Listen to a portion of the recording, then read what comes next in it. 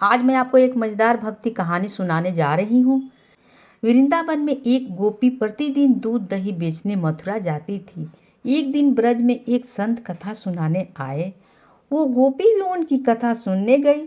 संत ने कथा में कहा, भगवान के नाम की बड़ी महिमा है। इस नाम का जाप करने से बड़े संकट कट जाते हैं।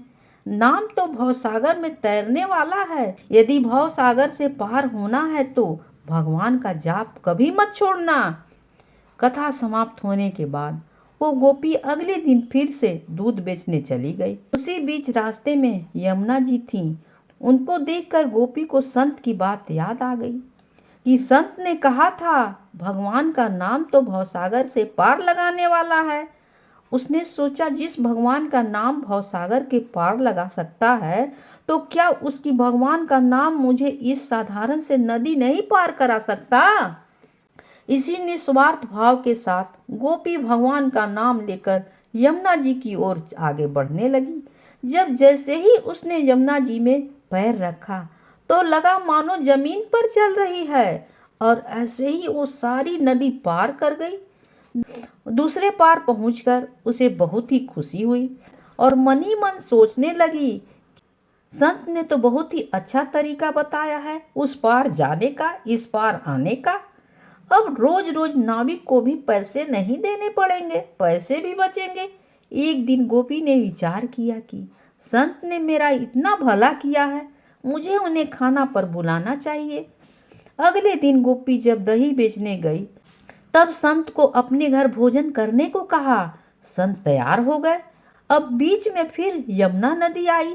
संत नाविक को बुलाने लगे तो गोपी बोली, बाबा आप नाविक को क्यों बुला रहे हैं? हम ऐसे ही यमुना जी पार हो जाएंगे। संत बोले, गोपी कैसी बात करती हो? यमुना जी को ऐसे ही कैसे पार करेंगे? गोपी बोली, बाबा आपने ही तो कथा में कहा था कि भगवान का नाम लेकर भवसागर को भी पार किया जा सकता है। तो मैंने सोचा, जब भवसागर में पार हो ही सकते हैं तो यमुना जी के पार क्यों नहीं हो सकते? मैं ऐसे ही रोज करती हूँ, इसलिए मुझे अब नाव की जरूरत नहीं होती है। संत को यह बात सुनकर विश्वास नहीं हुआ और वो गोपी से कहने लगे, पहले तू चल, मैं तुम्हारे पीछे पीछे आता हूँ। गोपी रोजाना की तरह नाम का आश्रय लेकर यमुना जी को पार कर गई। गोपी को देखने के बाद जैसे ही संत ने यमुना जी पे पैर रखा तो चपाक से पानी में गिर गए। ये देखकर संत बहुत हैरान हो गए। अब गोपी ने देखा कि संत तो पानी में गिर गए हैं। तब गोपी वापस आई। संत का हाथ पकड़कर जब चली तो संत भी गोपी के भांति ही ऐसे ही जैसे जमीन पर चलने लगे। ये चमत्कार देखने के बाद संत उस गोपी के चरणों में गिर गए और कहने लगे, गोपी तू तो धन्य है।